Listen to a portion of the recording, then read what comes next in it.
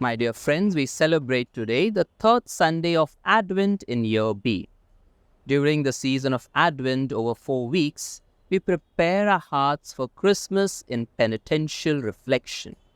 But in the middle of the season, Gaudete Sunday calls us to rejoice in hope. Gaudete means rejoice in Latin. The readings for this Sunday encourage us to rejoice because our salvation is near.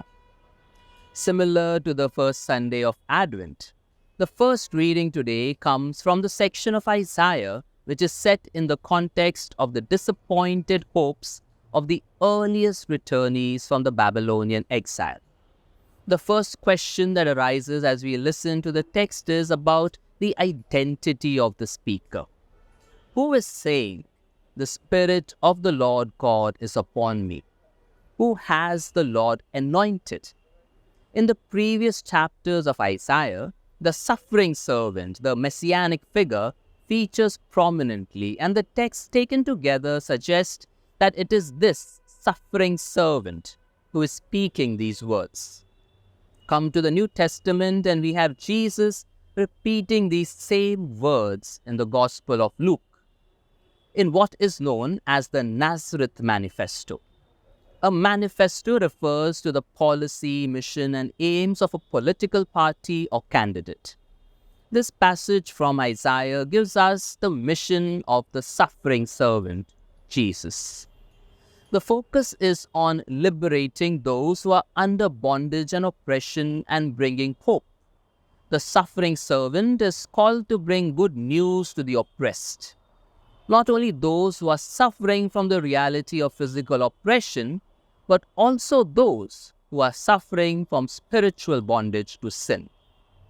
The liberating activities for the oppressed, the brokenhearted, the captives, and the prisoners would recreate the year of Jubilee, wherein every 50th year was dedicated to rest, the restoration of property, and freeing people from debts, servitude, and slavery. The Messiah will give the grieving person a reason to hope once again.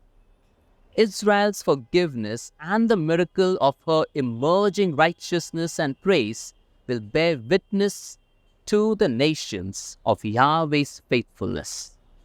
This manifesto is not only of Jesus, but it should be the manifesto of each one of us. The challenge before us is to see if our actions are liberating or do they cause bondage.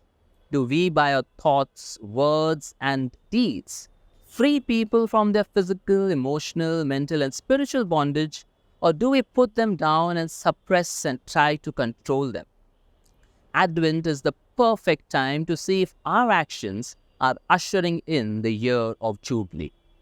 The second reading, taken from St. Paul's first letter to the Thessalonians, is among the closing verses of this letter. And St. Paul gives us a 4-point formula for living life.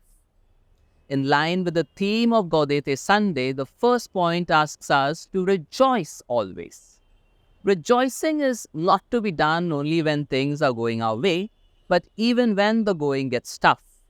In his own life, going through various challenges, Paul demonstrated that it is indeed possible to rejoice amid adversity. The second point is to pray without ceasing. More than a mere tool to obtain what one desires, prayer establishes and strengthens one's relationship with God. The closer we are to God, the better we can discern His will for us. The last point is perhaps the most difficult. Paul asks us to give thanks in all circumstances. To be able to do this demands a very strong faith and trust in God's plan and love for us. In the Gospel reading, the focus this week continues to remain on the person of John the Baptist. In contrast to the Gospel of Mark, where John is the forerunner of the Messiah, the primary role of John the Baptist in the Gospel of John is that of a witness to Jesus. One of the purposes of the Gospel of John is to make it clear what John the Baptist is not. He is not the light, not the Messiah, not Elijah, not the prophet, not worthy to untie the strap of the Messiah's sandal. In the Gospel of John, we see a gradual recognition of who Jesus is. God has chosen John and commissioned his role as a witness to Jesus. John bears witness to Jesus, the light that has come into a dark world. The world we live today in is very dark. We take a candle into a room to dispel the darkness. Likewise, the light of Jesus Christ has to be taken into the darkness of sin that surrounds the world today. But to do that, we must first have his light in our lives. Today would be a good time to ask ourselves, do I carry the light of Jesus or the darkness of sin? The second important aspect is that this light has to be reflected onto others. Just as the moon has no light of its own, rather it reflects the light of the sun, so are we called to reflect the light of Christ so that all can see Jesus in us. The third important aspect is recognizing the light in others. During one of the courses back in the seminary, I remember Father Philip Terrasa holding up a white paper on which there was a small black dot. And he asked us, "What do you see?" And all of us raised up our hands and said, "There is a black dot on the paper." And he smiled gently and said, "My dear brothers, can you focus on the big white paper instead?" We do spend a lot of time criticizing others for their shortcomings and failures. As part of our preparations for Advent, can we instead focus on the goodness that they carry, the light of Jesus that each one of us has within us? In the gospel narrative, the main hero is clearly Jesus, and John would surely receive the award for the best supporting actor. The beautiful thing about John is that he never forgot that his mission was to point to Christ.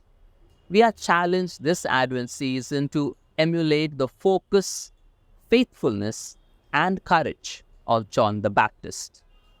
As we come closer to Christmas, let us spend some time this Gaudete Sunday and reflect over what is the manifesto of our lives. How can I follow the 4-point formula of St. Paul? And lastly, focus on carrying, reflecting, and recognizing the light of Jesus in our daily lives.